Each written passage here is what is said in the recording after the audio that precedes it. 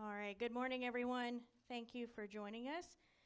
To kick us off this morning, we've been joined by several members of Hendrick Motorsports, Jeff Andrews, Alan Gustafson, and Josh Berry, who will pilot the number 9 Chevrolet this weekend. To start, I'm going to turn it over to Jeff.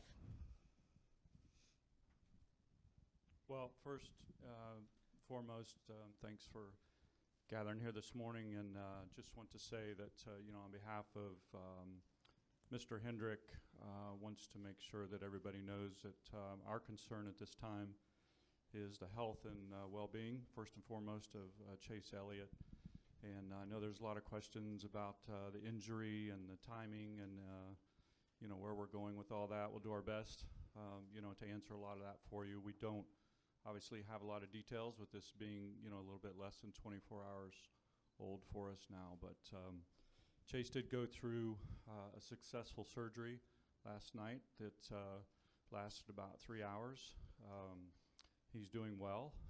The surgery was to repair a fractured tibia, and that's really the extent that we know. There is no timeline at this point in time. We would expect this obviously to be several weeks, but beyond that, I don't have a timeline to offer for you, and we'll obviously work with Chase and his doctors in the future to help determine that. But again, I just can't reiterate enough that for Mr. Hendrick and Hendrick Motorsports, the most important thing is Chase's health and his well-being, and we'll work with him on that timeline. We're going to race a long time together with Chase Elliott, and we're going to win a lot more races together. This certainly is a little bit setback, and obviously Chase is very disappointed, but again, I'm going to reiterate again, the most important thing is Chase's health, and we'll have a seat ready for him when he's healthy and ready to get back in our race car. All right, so in the interest of time, we're going to go ahead and go to questions. If you can, please try to keep your question to one question, a quick follow-up. If you need additional questions, keep your hand raised, and I'll work to get back to as many as we can. To kick us off, I'm going to start with Jim and go to Bob. Jim Utter, motorsport.com. Jeff, I just wondered you guys have had plans in the past. How did it work out to get Josh into the car in place of Chase? And is he a long-term solution, or as long as you need him type of solution? Yeah, I think, given, unfortunately we've had some other situations, that we need to look at alternate drivers, and of course we look to our partners at JRM first, and I do want to give a shout out to Dale and Kelly and LW and everybody over there, Mike Bumgardner, who was very accommodating yesterday when we reached out to see if Josh would be available to drive today. The decision was made a lot about, Josh's driving style, and then of course the fit in the car, trying to find, someone close to Chase's size, given the timing and what we had to work with here and getting him fit in the car last night. Those were really the two main decisions around why we wanted to go with Josh. Bob? Bob Hockers, Fox Sports. Jeff, what are Hendrick's policies as far as what drivers can and can't do in their free time, and will this force you to, or make you want to reevaluate any of those policies? It won't force us to reevaluate any policies, Bob. I think, these guys have to go out and live a life, really outside of the racetrack, and certainly what Chase was doing was not anything abnormal for him. He's an experienced snowboarder. He's been doing it most of his life, and it was an accident. A similar injury could happen falling off a mountain bike or stepping off a curb while you're jogging, and it was an accident, and Chase feels awful about it, but our stance on it is just that. It was an accident, and our guys have to go out and live their life. Obviously, we've let these Alex and Kyle both drive sprint cars. Chase has been in a midget at various times last year, so I don't anticipate a policy change at Hendrick Motorsports based around this. All right, we're going to go to Claire and then to Jeff. Go ahead, Claire. Can I get a microphone right here? Thank you. Claire Beeline, Sirius XM NASCAR Radio. Can you talk about what you think is fair when it comes to the playoffs and the waiver to request and how it might affect your effort? in the next few weeks? You said it may take several weeks to get him back, but how do you look at the waiver or what you might need to do in the meantime? Yeah, for us, we have gone through the formal process that NASCAR has in place of applying for the waiver. Again, this is, that happened a little over 12 hours ago, so I don't really know where that goes from there. We'll certainly let NASCAR go through their due process and respect their decision when they're ready to make one on how that decision gets made. All right, Jeff? Alan, what's your mindset now? How does this change the outlook for the team for this season going forward? Yeah, I think our goals are still the same. Our objectives are the same. Certainly things have changed, but we want to compete at a high level and make the transition. Right now, my focus really is making the transition as easy for Josh as possible and trying to help him get acclimated to the car and feel comfortable and get to a position that he can use his talent and his ability to be successful. And I think moving forward past that, it's still the same goal, to be as good as we possibly can when Chase gets back and win as many races as possible. And we're certainly still in the owner's points, and depending on how the waivers and all the rest of it go, certainly if Chase can come back and we can compete at a high level and win, we can be where we want to be with the driver's side too. So there's certainly a lot of challenges that come with this, but I think we all can learn and grow and find ways to improve and be ready to go when the playoffs come around. So. All right, we're going to take a quick follow-up from Bob and then to Lee, and then we'll come up front here. Bob Pockers, Fox Sports. Jeff, can you say, is he still in the hospital in Colorado? And then assuming he was treated in Colorado, that's where the accident happened, is he still in the hospital there? And then is the plan for him to go back to Georgia or to North Carolina for rehab? Yeah, what we know, I'll just talk about the facts, as a lot of this obviously is, kind of Chase's personal situation. I don't really want to get into that, but, he did go through a successful surgery last night that went very well. We know that recovery is going very well, and the expectation is that he would be released sometime this morning.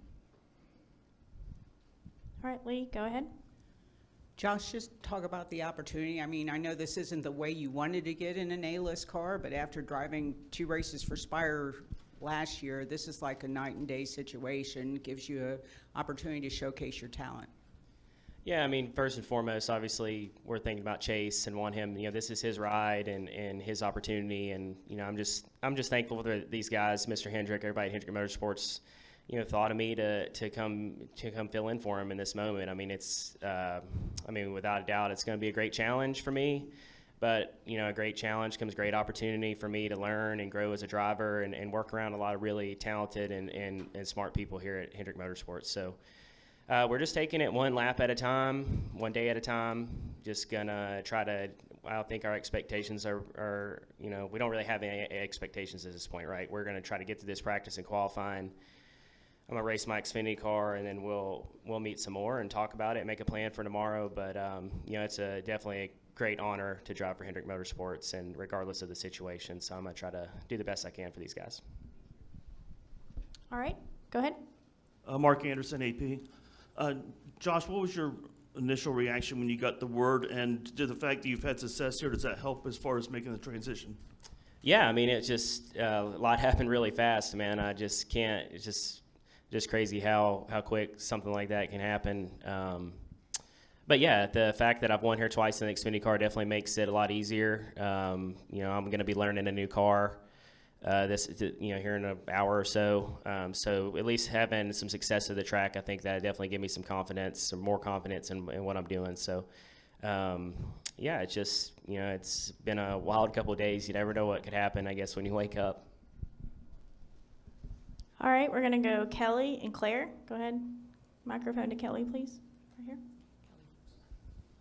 Kelly, CrandallRacer.com. Alan, can you walk us through all the changes that had to be made and how long it took the team to get everything swapped over? Yeah, it's the interiors are super intricate, and everybody's got a different body type. So we went through a lot of the processes. Josh's bucket is the same as Alex, is different from Chase's.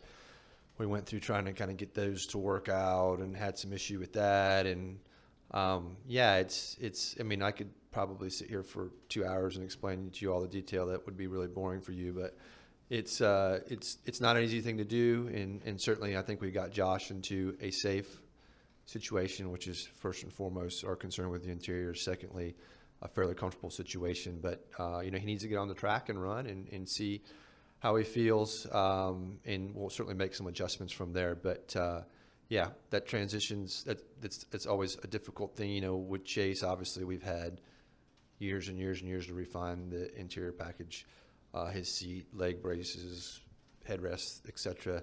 for him, and we had to kind of just do the best we can to get it into a suitable position for Josh, which I feel good about. All right, Claire. Claire Belang, Sirius XM NASCAR Radio. Thank you for the follow-up. Jeff, I know you mentioned it earlier a little bit, but can you talk a little more about how Chase is feeling, not hurting, but in his head? How does he feel? What is the conversation with him? We were riding up on the elevator today. Most of what I heard was like, can you even imagine being Chase Elliott waking up this morning and how he feels? Can you kind of tell us?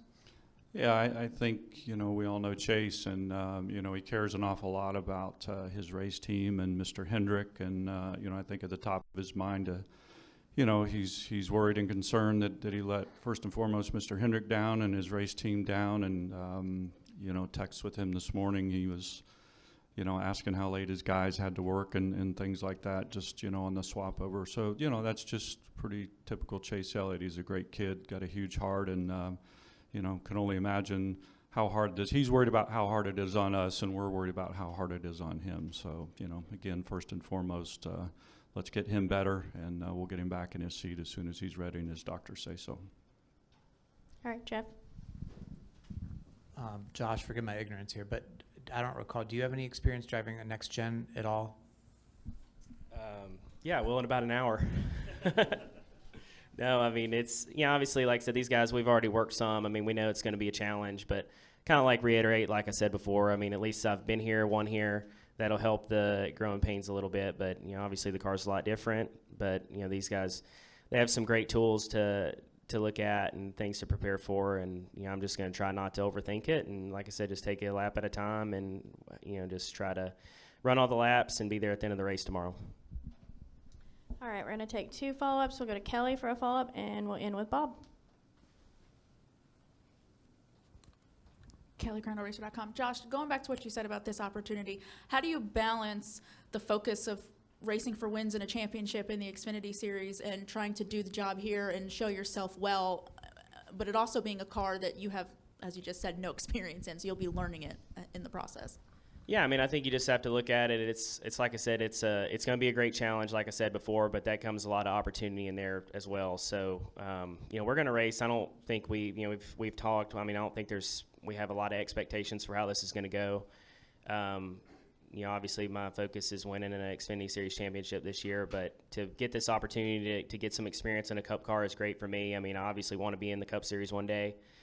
So you never know what could happen. I mean, we're just trying to be realistic, and as for this, I'll be available for these guys whenever they need me, and if hopefully I can do a good job for them. All right, Bob, go ahead. Bob Parker's Fox Sports. Josh, have you texted or called and talked with Chase at all? And if so, can you tell us anything about those conversations? Yeah, he shot me a text and just thanked me for helping out, and I thanked him for thinking of me and considering me for this fill-in position. So, like I said, Chase has been a good friend to me over the years. I mean, even dating back to when I would make a couple Xfinity starts years ago at Junior Motorsports.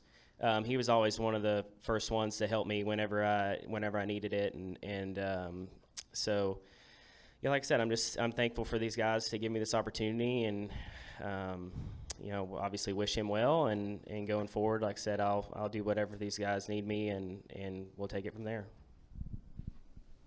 All right, for Jeff, Josh, and Alan, thank you guys for being willing to spend a few minutes with us this morning. We wish you guys the best of luck this weekend under the circumstances.